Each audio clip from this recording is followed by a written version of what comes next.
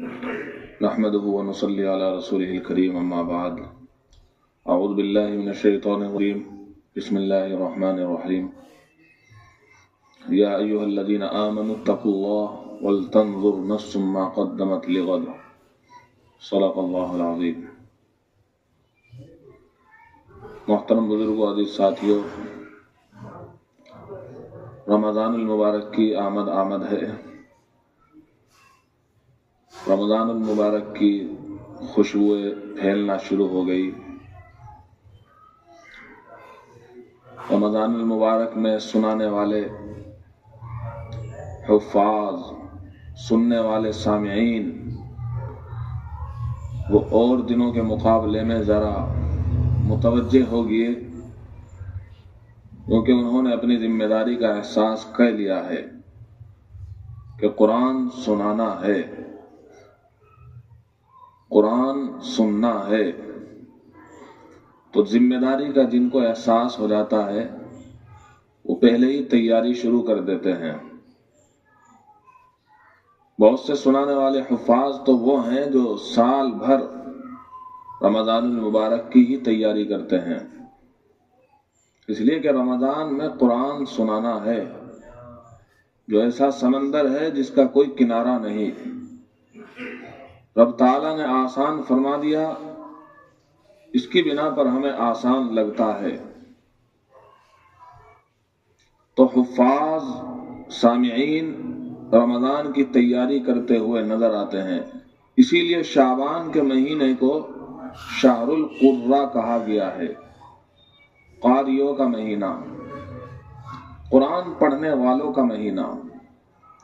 رمضان تو ہے ہی شہر القرآن، قرآن کا مہینہ، لیکن شعبان اس مہینے کو شہر القرہ، قاریوں کا مہینہ اس معنی کر کہا گیا ہے کہ اور مہینوں کے مقابلے میں اس مہینے میں قرآن سنانے والے، قرآن سننے والے کچھ زیادہ ہی قرآن پڑھتے ہیں. لہذا ہمیں بھی ذمہ داری کا احساس ہونا چاہیے. یہ تو عزم مصمم ہے ہی ایک مسلمان کا، اور ہونا چاہیے کہ رمضان کا روزہ جو فرض عین ہے، جس کو چھوڑا نہیں جا سکتا، جیسے نماز کو بغیر کسی عذر شرعی کے نہیں چھوڑا جا سکتا، اسی طریقے پر رمضان المبارک کے روزے کو بھی بغیر کسی شرعی عذر کے نہیں چھوڑا جا سکتا. جو رمضان کے روزے کو چھوڑتا ہے وہ کھلم کھلا فاسق ہے، کوئی عذر نہیں ہے، وہ کھلم کھلا گنہگار ہے. قرآن کریم سے ثابت ہے رمضان المبارک کا روزہ، اور رمضان المبارک کے روزے کا فائدہ ہمارا ہی ہے کہ رمضان المبارک کا روزہ رکھنے کے بعد انسان کو تقوی کی حلاوت نصیب ہو جاتی ہے، انسان کو ولایت کی حلاوت نصیب ہو جاتی ہے. یوں تو ہر آدمی ولی بننا چاہتا ہے، اللہ کا دوست بننا چاہتا ہے. یوں تو ہر مومن خاص طور پر گناہوں سے بچنا چاہتا ہے. رمضان المبارک کا مہینہ اس کے لیے ایک آفر سے کم نہیں ہے، جس میں گناہوں سے بچنا اس معنی کر آسان ہے کہ سرکش شیاطین کو قید و بند میں ڈال دیا گیا. یہ الگ بات ہے کہ رمضان المبارک میں سرکش شیاطین تو قید و بند میں ڈالے ہوئے ہیں، لیکن شیاطین الانس، انسانی شیاطین وہ آزاد ہیں. لہذا ہمیں خود چاہیے کہ ہم شیطانی سے نکل جائیں، اس لیے کہ شیطانوں کو قید میں ڈال دیا گیا. انسان جو گناہ کرتا ہے، رمضان المبارک کے روزے کو چھوڑتا ہے، معلوم ہوا وہ شیطان الانس بنا ہوا ہے، وہ انسانی شیطان بنا ہوا ہے. اللہ کی محبت میں بھوکا رہنے میں مزہ آتا ہے کہ بھوکا رہا نہیں جاتا. اللہ کے سامنے گڑ گڑا، رو تڑپ، اس لیے کہ بھوکا رہنے والے بھوکا رہتے ہیں. وہ بھی تیرے جیسے انسان ہے، تجھ سے بھوکا نہیں رہا جاتا. معلوم ہوا اللہ کی پھٹکار ہے. کوئی ایسی بڑی غلطی ضرور ہو گئی جس کی بنا پر تو اپنی زبان سے یہ بول بک رہا ہے کہ رمضان کا روزہ رکھا نہیں جاتا، بھوکا رہا نہیں جاتا، پیاسا رہا نہیں جاتا، اس کا علاج تو صرف اور صرف یہی ہے کہ اللہ کے سامنے ندامت کے آنسو بہا، شرمندہ ہو جا، اے اللہ وہ کون سی غلطی ہو گئی کہ رمضان المبارک کے روزے مجھ سے رکھے نہیں جا رہے ہیں، توفیق کیوں سلب کر لی گئی۔ رمضان المبارک کے روزے تو رکھے جاتے ہیں، چھوڑے نہیں جاتے ہیں، اور رکھنے والے رکھتے ہیں، مزدوری کرنے والے بھی رکھتے ہیں۔ ایسے ایسے افراد، وہ مزدور جن کی زبانیں باہر آ گئی لیکن روزہ نہیں چھوڑا، مزدوری کی بچوں کا پیٹ پالنے کے لیے، یہ الگ بات ہے۔ جن کے یہاں پر مزدور مزدوری کر رہے ہیں ان کو بھی آقا کریم صلی اللہ علیہ وسلم کا پیغام یاد ہونا چاہیے تھا۔ آپ صلی اللہ تعالی علیہ وسلم نے ارشاد فرمایا، رمضان المبارک کے مہینے میں مزدوروں سے مزدوری کم لیا کرو اور اجرت پوری دیا کرو، اس لیے کہ وہ بھی مسلمان ہیں، انہوں نے بھی روزہ رکھا ہے۔ آپ صلی اللہ علیہ وسلم اتنے ترس کھایا کرتے تھے، ہم انہی کی امت ہے، ہمیں بھی لوگوں پر ترس کھانا چاہیے۔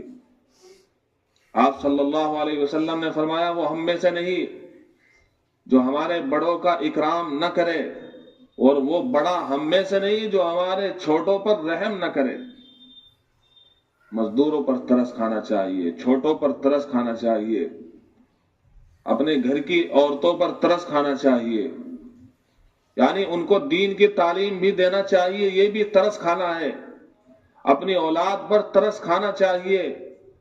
کتنی اولادیں ہیں جن کو آج تک نماز یاد نہیں ہے، لیکن باپ ہے کہ کوئی ترس نہیں آتا ہے، کہتا ہے کہ انگریزی تعلیم دلا رہا ہوں، بڑے سے بڑی ڈگری حاصل کرا رہا ہوں۔ یہ ترس کھانا نہیں ہے۔ دنیاوی اعتبار سے آپ اپنی اولاد کو ترقی پر لے جا سکتے ہو، لیکن دین کے اعتبار سے یہ ترقی بالکل بھی نہیں ہے۔ دین کے اعتبار سے ترقی تو یہ ہے کہ آپ اس کو قرآن کا کم سے کم ناظرہ، قرآن پڑھنے والا تو اس کو بناؤ۔ یہ ترس اصل میں یہی ترس ہے۔ ہم پرورش اور تربیت میں فرق نہیں کر پاتے۔ پرورش کون نہیں کرتا ہے؟ جانور بھی تو پرورش کرتے ہیں۔ ایک چڑیا گھونسلہ بناتی ہے، کیسا گھونسلہ بناتی ہے، ہماری عقل حیران کہ کیسے گھونسلہ بنایا ہے، کتنا مضبوط بنایا ہے۔ مکڑی جالا بناتی ہے، کیسا جالا بناتی ہے، عقل حیران۔ اور اپنے بچوں کی تربیت کرتی ہے، اپنے بچوں کو چونگا دیتے ہیں اور ان کی پرورش کی جا رہی ہے۔ گھونسلے کے اندر وہ اڑ نہیں سکتے ہیں، ان کی ماں ان کو چونگا دے رہی ہے، ان کو کھلا رہی ہے، ان کو پلا رہی ہے۔ کیسی پرورش کی جا رہی ہے۔ ہمیں صرف پرورش ہی نہیں کہنی ہے دوستو، ہمیں تربیت بھی کہنی ہے۔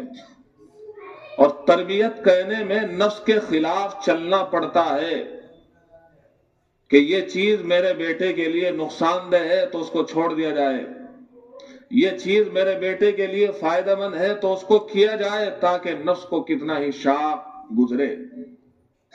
گھر کی مستورات پر ترس کھانا کیا ہے؟ افطاری تو بناتی ہی ہیں وہ، سحری کا انتظام تو کرتی ہی ہیں وہ، ساتھ ساتھ میں ان سے یہ بھی پوچھ لیا جائے کہ رمضان بھر میں کتنا قرآن ختم کرنے کا ارادہ ہے۔ پہلے سے ہی پلاننگ بنا لینی چاہیے، رمضان کی چیک لسٹ پہلے ہی بنا لینی چاہیے۔ حضرت عمر فاروق رضی اللہ تعالیٰ نے ارشاد فرمایا کرتے تھے، حاسبوا قبل ان تحاسبوا، حساب کر لیا کرو اس سے پہلے کہ تمہارا حساب لیا جائے۔ یوم الحساب، قیامت کا دن، وہاں تو حساب ہونا ہی ہے۔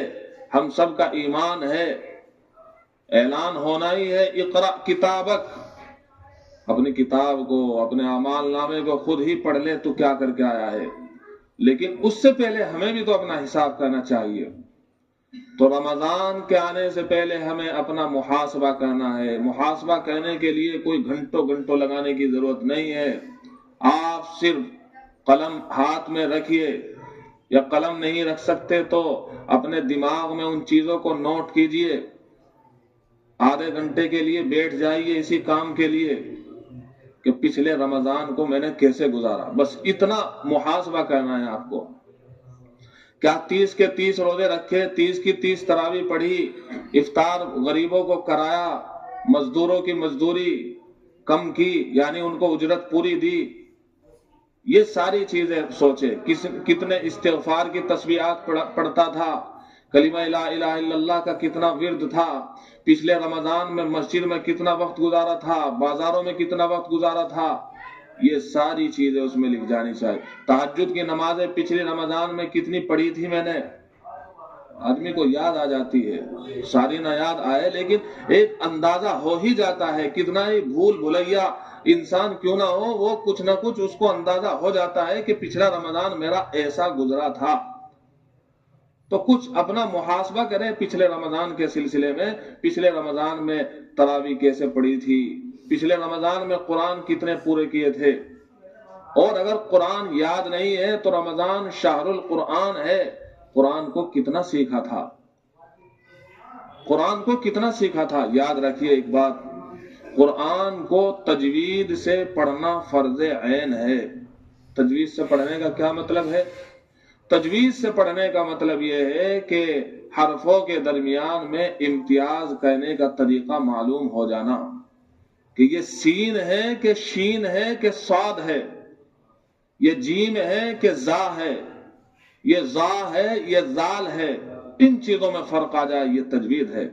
جس کو ان چیزوں میں فرق نہیں ہے وہ ساری عمر اپنی نماز پڑھتا رہے، بس پڑھتا رہا اور پڑھتا رہے گا ایسے ہی، اس لیے کہ اس کو پتا نہیں سین کیسے ادا ہوتا ہے، اور سین کو شین سے بدل دیا جائے تو بہت سی مرتبہ معنی بدل جاتے ہیں، صاد کی جگہ سین بدل دیا جائے تو معنی میں فرق آ جاتا ہے۔ تو یہ چیزیں سیکھنے کی ہے دوستوں اور بزرگوں، یہ چیزیں سیکھنے کی ہے۔ ایک موقع پر بچوں کا امتحان، چھوٹے بچوں کا، ذہن میں یہ بات آئی کہ ایک بزرگ تھے جن کو کہا گیا کہ اتنے بڑے آپ مقام پر پہنچ گئے، تسبیح کو کیوں نہیں چھوڑتے؟ تو ان بزرگ نے یہ کہا کہ تسبیح کو میں کیسے چھوڑ سکتا ہوں، اسی تسبیح کی بنیاد پر، یعنی اللہ اللہ کہنے کی بنیاد پر میں یہاں تک پہنچا ہوں۔ تو ہم نے کہا بچوں کو، اے بچوں تم قرآن کریم تک پہنچ گئے ہو، اس قاعدے کی بنیاد پر پہنچ گئے ہو، الف با تا سا جیم ہا خا دال زال را زا سین شین صاد، اس کی بنیاد پر پہنچے ہو، تو آپ اس قاعدے کو کیوں چھوڑ رہے ہو؟ وقت نکال کر ذرا اس کو پڑھا کرو، قرآن بھی پڑھو اور ساتھ ساتھ میں اس قاعدے کو بھی پڑھا کرو، حرفوں کی ادائیگی کو جہاں سے جس کا مخرج ہے وہاں سے نکالا کرو۔ تو ہمیں چاہیے کہ تجوید سیکھیں، یعنی قرآن کریم کی کچھ اتنی صورتیں جس سے ہماری نماز صحیح ہو جائے، اتنا تو قرآن ہمیں آنا ہی چاہیے۔ لہذا دوستوں اور بزرگوں، ہمیں رمضان سے پہلے پلاننگ کرنی ہے، ہمیں رمضان سے پہلے چیک لسٹ بنانی ہے۔ جب انسان پلاننگ کرتا ہے کسی چیز سے پہلے تو اس کا بہت سارا وقت بچ جاتا ہے۔ ہوتا یہ ہے کہ رمضان المبارک میں ہی شاپنگ کی جاتی ہے، کیا ہی اچھا ہو کہ ابھی شاپنگ کر لی جائے، جو بہت زیادہ چیزیں استعمال ہونے والی ہے ابھی۔ ہمارے ایک ساتھی دہلی گئے، اتنا بڑا کھجور کا ڈبہ لے کر آئے، کہ کیوں؟ کہ رمضان المبارک کے لیے۔ تو تیاری کرنے والے پہلے ہی تیاری کرتے، اور اچھی کوالٹی کے کھجور لے کر آئے ہیں، اور مندے داموں میں، سستے داموں میں ان کو مل گئی۔ رمضان میں آپ کھجور خریدو گے مہنگی ہو جائے گی، اور چیز خریدو گے مہنگے ہو جائے گے، کپڑے آپ درزی سے سلواؤ گے، آپ کے من پسند کپڑے نہیں بن پائے گے۔ تو یہی فرق ہوتا ہے، اور یہی ایک عقل مند اسی طریقے پر اپنی زندگی گزارتا ہے کہ وہ پہلے تیاری کرتا ہے۔ اب اگر ابھی شاپنگ نہ کی گئی تو رمضان المبارک کا جب مکھن آتا ہے، یعنی رمضان المبارک کا آخری عشرہ چل رہا ہوتا ہے، تو شب قدر میں میاں عبادت کرو گے یا شاپنگ کرو گے؟ جب دن بھر شاپنگ میں گزر گیا، بازار، جن کو آپ صلی اللہ علیہ وسلم نے کیا کہا تھا، ابغض البلاد الی اللہ اسواقها، اللہ کی نظر میں سب سے ناپسندیدہ جگہ اگر کوئی ہے تو بازار ہے۔ تو جب دن بھر میں شاپنگ کرنے میں بازاروں میں وقت گزر گیا تو بالکل پکی بات ہے بد نظری بھی ہوئی۔